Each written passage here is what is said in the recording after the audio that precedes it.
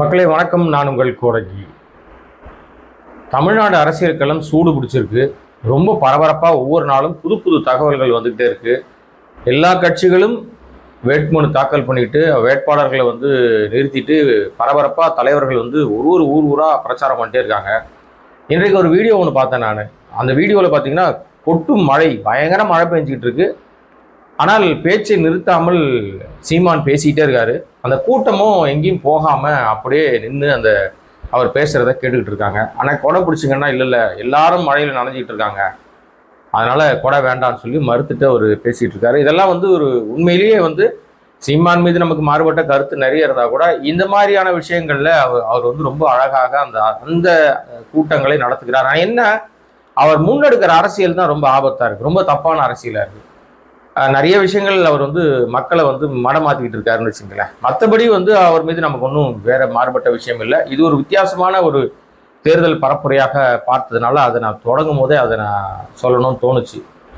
இது மாதிரி நிறைய சுவாரஸ்யங்கள் நடக்கும்னு வச்சுங்களேன். ஆனால் ஒரு மனுஷனுக்கு மட்டும் தொடர்ந்து சுவாரஸ்யத்துக்கு மேலே இல்லை, ட்விஸ்ட்டுக்கு மேலே ட்விஸ்ட் நடந்துக்கிட்டே இருக்குது.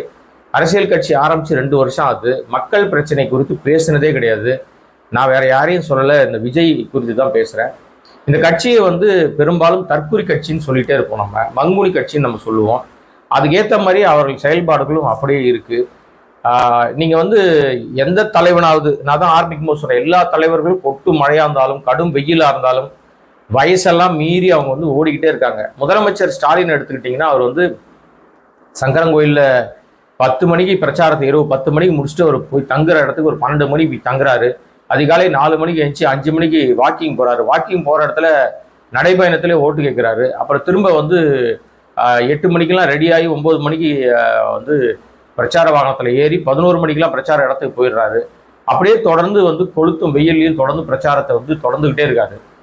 இது அவருடைய ரொட்டீன் விஷயமா இருக்கு. கிட்டத்தட்ட 70 வயதை கடந்தவர். அதே மாதிரி எடப்பாடி அதே போலதான்.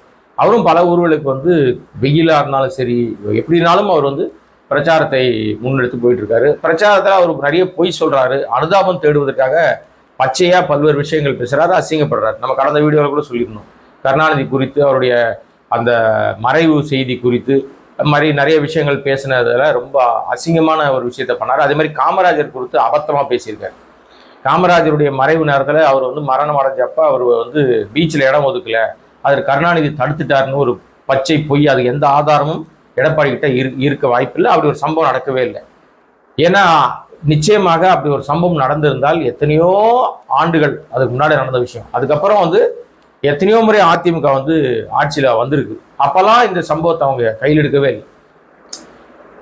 ஆக இதுல என்ன நடக்குதுன்னா, அவங்க தேவைக்கு மட்டும் பொய் சொல்ற அந்த யுக்தியை எடப்பாடி பயன்படுத்துறாரு. அதுவும் சேராத இடத்துல சேர்ந்திருக்காருல்ல, சேராத இடம் சேர்ந்து வஞ்சத்தில் விழுந்தாயடா எடப்பாடி, வஞ்சத்துல விழுந்தாயடா அப்படின்னு பாடுற மாதிரி அவர் போய் RSS பாஜக கும்பல்கிட்ட போய் அடிமையாக மாட்டிக்கிட்டதுனால அவங்க என்ன சொல்றாங்களோ அதை செய்யறாரு. காமராஜரை கெடுத்து அவர் காமராஜருடைய பெயரையும் புகழையும் அவருக்கு இந்த மாதிரி இவங்க பண்ணிட்டாங்கன்னு சொன்னா காங்கிரஸ்காரருடைய வெறுப்பையும் சம்பாதிச்சுக்க முடியும் திமுக மீது மக்கள்கிட்ட, வெகுஜன மக்கள்கிட்ட ஒரு கெட்ட பேர் ஏற்படுத்தலான்னு எடப்பாடி தலைகீழா தண்ணி குடிக்கிறாரு. இன்னொருத்தர் ஏற்கனவே நான் அப்படி தலைகீழாக தான் தண்ணி இல்லாத இடத்துல குதிப்பேன்னு விஜய் போற இடத்துலலாம் திமுக மட்டும்தான் திட்டிட்டு இருக்காரு. பாண்டிச்சேரிக்கு போனார், அங்கேயும் திமுகவை தான் திட்டுறாரு. அங்கே ஆளுங்கட்சியாக இருக்கிற என்ஆர் காங்கிரஸையோ பாஜகவையோ பெருசாக அட்டாக் பண்ணவே இல்லை.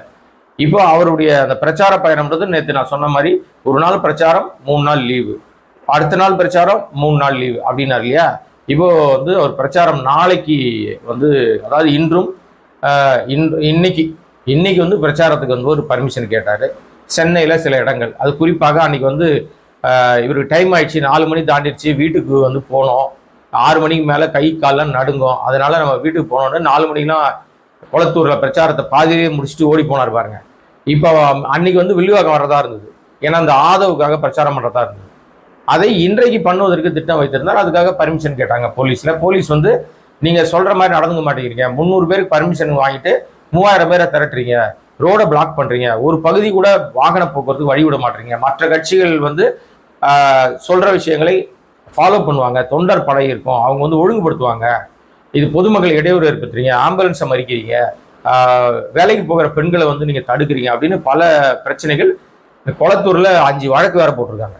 இந்த மாதிரி அனுமதிக்கப்பட்ட நேரத்தை தாண்டி வந்தது, அனுமதிக்கப்பட்ட கூட்டத்தை அளவுக்கு அதிகமாக கூட்டத்தை கூட்டினது, பொதுமக்கள் இடையூறு ஏற்படுத்தினது, ஆம்புலன்ஸ் வழிவிடாமல் விட்டது, இப்படின்னு பல விஷயங்களுக்கு மேலே வழக்குகள் பதியப்பட்டிருக்கு விஜய்க்கு.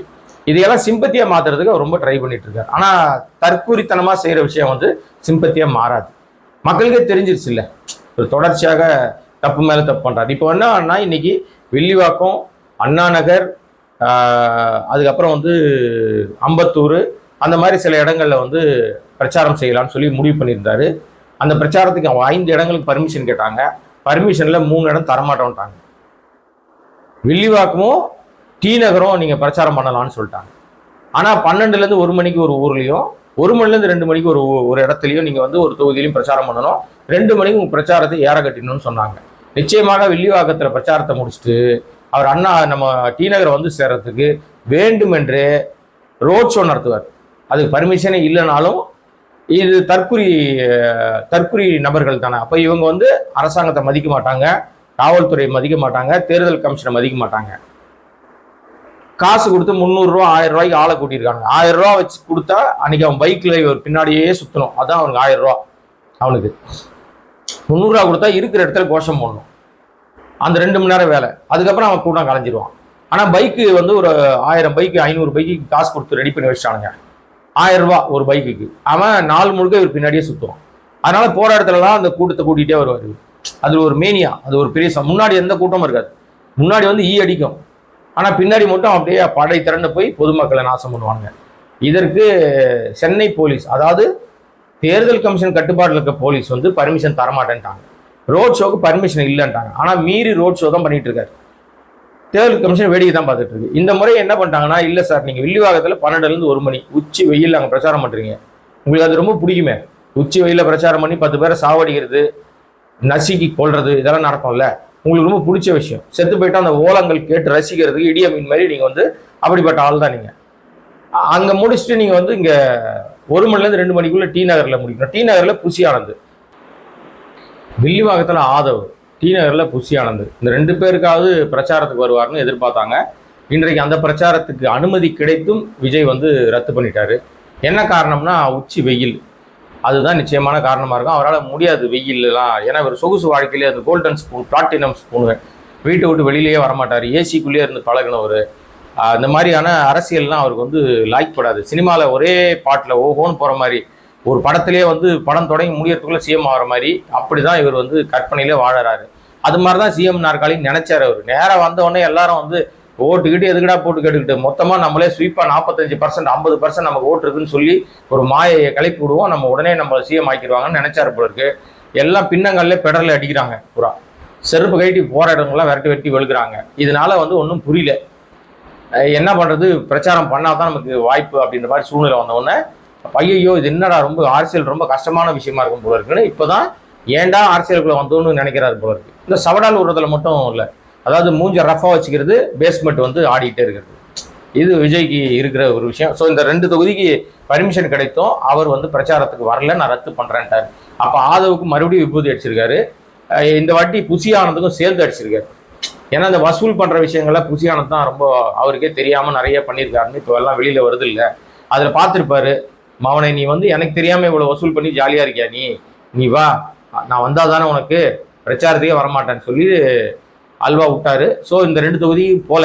அப்போ இனிமேல் போவாரானா அது யாருக்கு தெரியும். இருக்கு பார்த்து இன்னொரு 2 வாரம் தான் இருக்குது. 2 வாரத்தில் எல்லா தலைவர்களும் பிரச்சாரத்துக்கு போயிட்டு இருக்காங்க. இவர் மட்டும் வந்து எங்கேயுமே போகாமல் கிடைக்கிற கேப்லலாம் வீட்டில் தூங்கிட்டு இருக்காரு. இதுதான் பண்ணிட்டு இருக்காரு. ஏன்னா காணொலி வாயிலாக எங்கேயாவது 2 வீடியோ போடுவார்னு பார்த்தா அதையும் காணும். அது உடனே கடைசி நாளில் ஏதாவது பண்ணுவார்னு நினைக்கிறேன் நான்.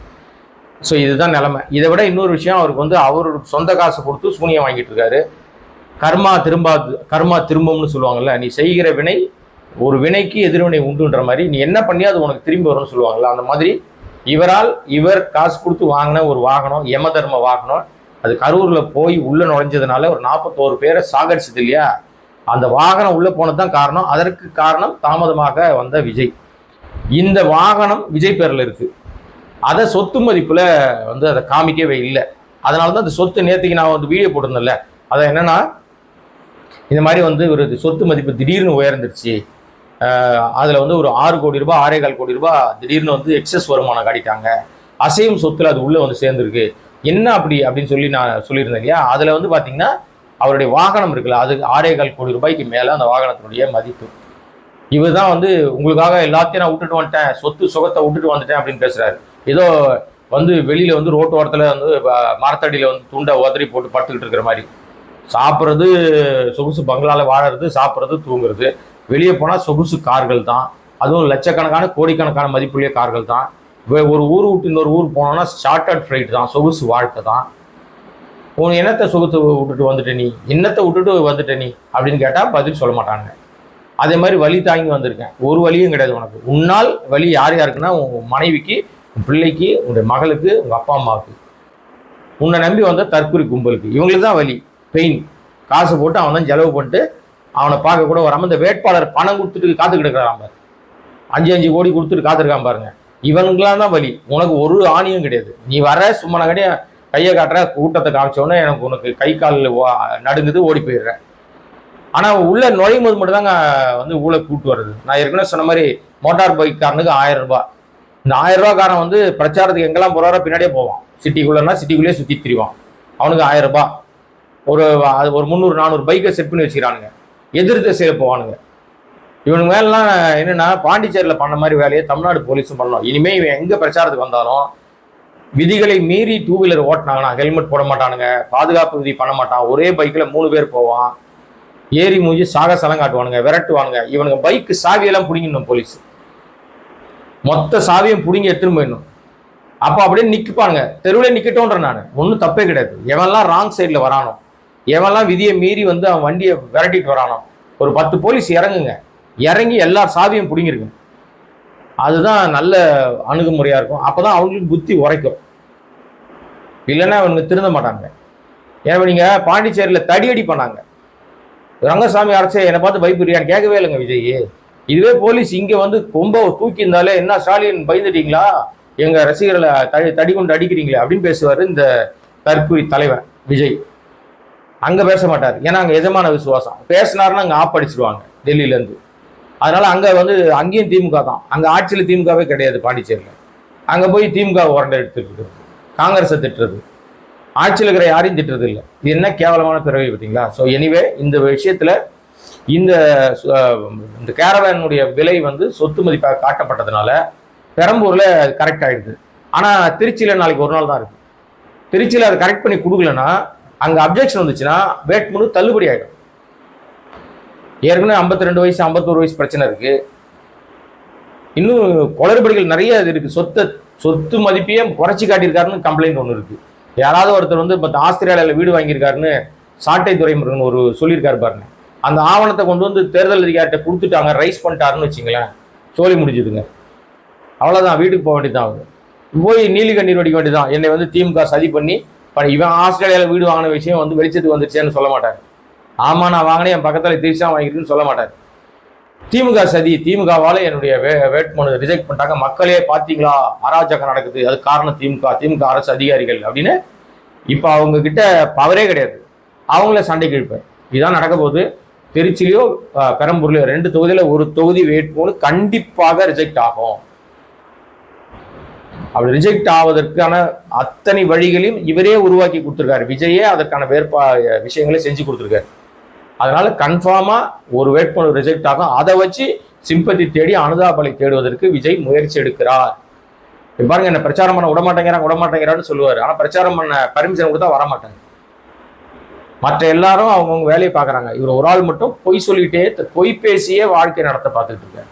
அடுத்தவங்க பழி போட்டுட்டே வாழ்க்கை நடத்த பார்க்குறாரு. எனிவே இவர் விதித்தது இவருக்கே திரும்புது, அவ்வளோதான். இவர் என்ன கொடுத்தாரோ திரும்புது. 41 பேருடைய மரணம் அந்த ஆன்மாக்கள் விஜய் விடாமல் விரட்டிக்கிட்டு இருக்குன்றது இதன் மூலமாக வெளிச்சத்துக்கு வந்திருக்கு. கடைசியில் பாருங்க எங்க மாற்றாரு பாருங்க, எதுல சிக்கிறார் பாருங்க. அந்த யமதர்ம வாகனத்தினுடைய அந்த தொகை கணக்கில் வராமல் இருந்து இப்போ கணக்கில் வந்துருக்கு. பொறுத்திருப்போம் என்ன நடக்குது அப்படின்றத பார்ப்போம். சப்ஸ்கிரைப் பண்ணாமல் பார்த்துட்டு இருந்தீங்கன்னா சப்ஸ்கிரைப் பண்ணிங்கன்னா இது போன்ற பல்வேறு விஷயங்கள் பேசுவதற்கு வாய்ப்பாக்கலாம். நன்றி, வணக்கம்.